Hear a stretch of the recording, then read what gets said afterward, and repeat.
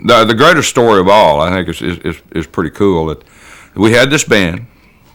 At the time, we called ourselves the Royal Spades. We loved to play cards and stuff.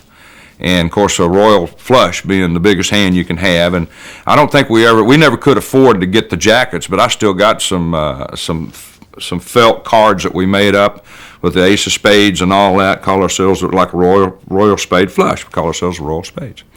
Well, anyway, this kid comes up to me one day and he says, "I want to be in your band."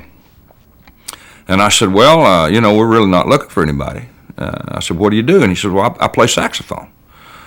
And I said, "Well, I don't think we're going to add horns to the band." I said, "Well, 2 guitars, bass, and drums is what we got." But I said, we hadn't thought about adding any horns. I said, "How long have you been playing?" He said, "Oh, I've been taking lessons for about 3 months." And I remember that like it happened yesterday. True story. What is a little vague, but it did come up in conversation. Somehow in there, he said, "My uncle and my mother have a recording studio." Hello.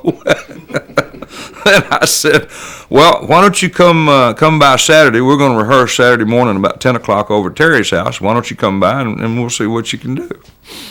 If he hadn't said he had a recording studio, that would have been the end of that conversation. And I don't know what would have happened to Packy Axton.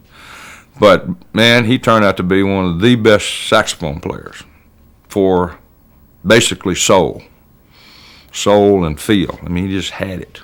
It was amazing. He was probably the quickest study on a saxophone.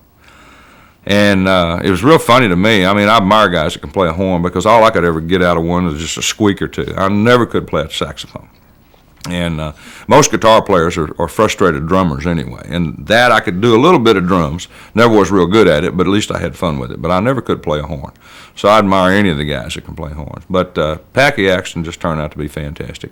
You mentioned Don Nix. Don was a pretty good baritone player. He was a dancer too, like Duck and I. We used to go to all of the sock hops and the dance shows and all that sort of stuff. And then later we played all the CYO dances and stuff across, around town and stuff. That's really kind of where we kind of got our, knowledge on how to play in front of an audience, just playing these little sock hops and stuff.